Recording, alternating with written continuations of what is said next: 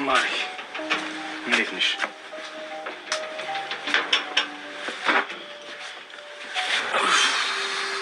ሰላም።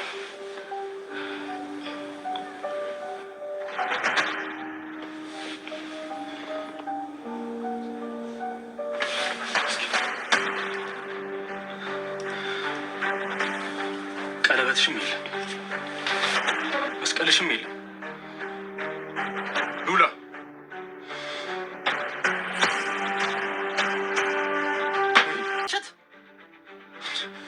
እባክሽ ቤዛ፣ ይህንን ነገር በፍጹም እንድታደርጊ አልፈቅድልሽም። ስለዚህ ሱራፌል የነገረኝ ነገር እውነት ነው ማለት ነው? ማለት አልገባኝም። የእውነት እኔን መርዳት ብትፈልጊ ኖሮ ባልኩሽ ሀሳብ ተስማሚ ነበረ። ስለዚህ አሁንም አንቺ ካዲ ነሽ ማለት ነው። የማይሆን ንግግር እየተናገርሽ ልቤን ባታደሚው ደስ ይለኛል። ንገሪኝ እስቲ፣ ለዚህ ሁሉ ጥፋት ዋናው ተጠያቂ ማን ነው? አንቺ አይደለሽ እንዴ ፊቴና ፊርማዬን ተጠቅመሽ ያለኝን ሀብት በሙሉ የነጠቅሽ? ቤዛ ዶክተር ሮቤልን ለመበቀል ሉላን ሆኜ እነሱ ቤት መግባት አለብኝ በማለት ወደ ዘርፌ ቤት ተመልሳ በሉላ ካራክተር እየተጫወተች ትገኛለች። ይህንን የሰማው ሱራፌል እጅግ በጣም በመናደድ አንቺ ነሽ ለዚህ ሁሉ ያደረሻት ሲል ሉላ ላይ እየጮህባት ይገኛል። በቤዛ ዶክተር ሮቤል ጋር መሄድ እጅግ በጣም የተናደደው ሳሚ አሁንም ቤዛን ከመጠበቅ ወደ ኋላ አልልም እያለም እየተከታተላት ይገኝ ነበረ። ሰላም ጤና ይስጥልኝ ውድና የተከበራችሁ ቤተሰቦች እንዴት ናችሁ? እኔ እግዚአብሔር ይመስገን በጣም ደህና ነኝ። በያላችሁበት ሰላሞች ይብዛልኝ እያልኩኝ እንኳን ወደ ቻናሌ በሰላም መጣችሁ። ለዚህ ዩቲዩብ ቻናል ደግሞ አዲስ ከሆናችሁ ላይክ፣ ሼር፣ ሰብስክራይብ በማድረግ ቤተሰብ ሆኑ። እንዲሁም ደግሞ ሀሳብ አስተያየትም ካላችሁ ኮሜንት ላይ አሳውቁኝ። ለዛሬው ደግሞ ቤዛ ፊልምን ክፍል 80 ይዤላችሁ መጥቻለሁ። እስከ ቪዲዮ ፍጻሜ አብራችሁን ቆዩ። ሽብሩ ሚስቱን ለመፈለግ ከገጠር ድረስ እንደመጣ የምናውቀው ጉዳይ ነው። አሁን ደግሞ እዚህ ከመጣ በኋላ ሉሲን እየፈለገ በነበረበት ሰዓት ነበረ አጋጣሚ ሳሮን ጋር ተገናኝቶ የነበረው። ሽብሩም ያላገኘኋትን ሚስቴን ከማሰድድ አሁን ላይ እጅ ላይ ባለችው ሴት መጠቀም አለብኝ በማለት ከሳሮን ፍቅር መጀመር እንደፈለገ አይተናል። እናም ይህንን ያጋጠመው ሽብሩ አሁን ለዶክተር ሮቤል እያንዳንዱ ነገር ለመንገር ወሰነ። እናም በአጋጣሚ ከተዋወቅኳት ልጅ ፍቅር ይዞኛል እያለም እየነገረ ይገኝ ነበር። ዶክተር ሮቤልም የመጣህበት ጉዳይ ሚስትህስ ብሎ ሲጠይቀው ስለምን ሚስት ነው የምታወራው? አሁን ያገኘኋትን ልዕልት ብታያት ደግሞ ስለ ሉሲ በፍጹም አታስብም ነበረ ሲል ነበር እያደናነቀ የነገረው። እናም ሮቤል በዚህ ነገር ተገርሞ ለመሆኑ ልጅቱ ማናት? የትስ ነው ያገኛት? ሲል ጠይቆታል።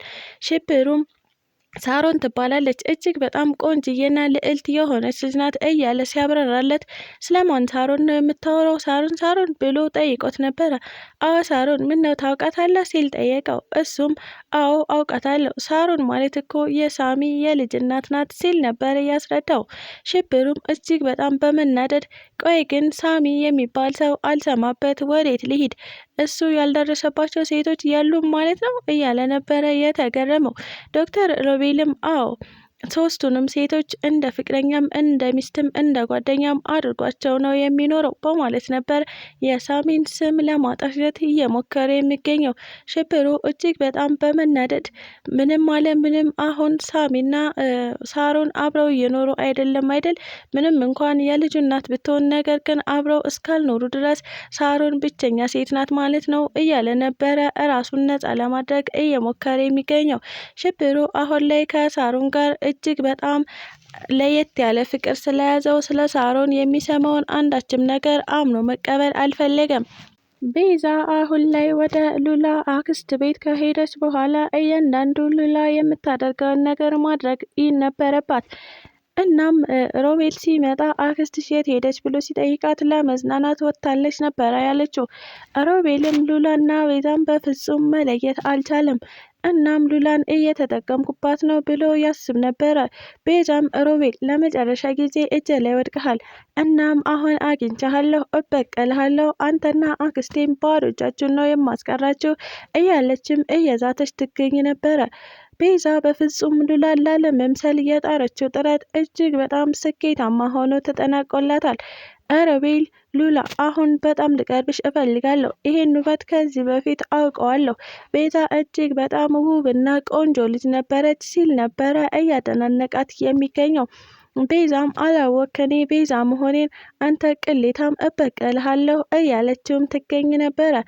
እናም ሮቤል እራት ላዘጋጅ ብላ ባለችው መሰረት እራት ለማዘጋጀት ስትገባ እራቱ መርስ እንደሌለው በምን እርግጠኛ እሆናለሁ እያለም እየተጠራጠራት ይገኝ ነበር።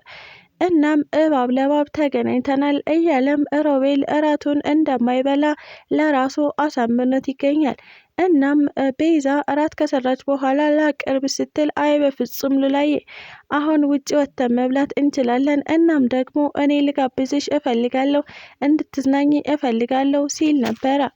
ቤት ውስጥ የተሰራውን እራት እንደማይበላ የነገራት።